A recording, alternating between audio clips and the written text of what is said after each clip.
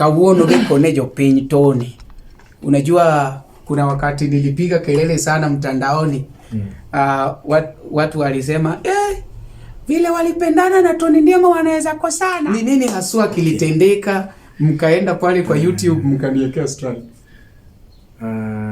Labda niseme wanadamu ni wale wale tu. Na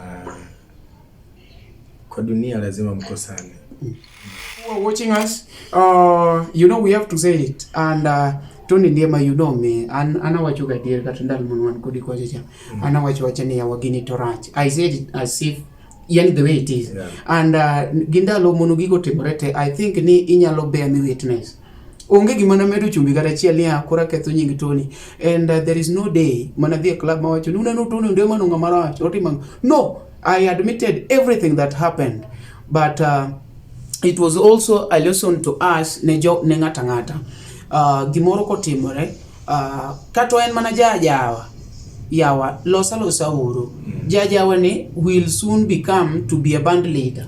You know that because there is nobody who knows what tomorrow holds. I still give the story of Prince Indah. Prince Indah was just a mayor wa Kamar Emachalam. Today Prince Indah is a brand.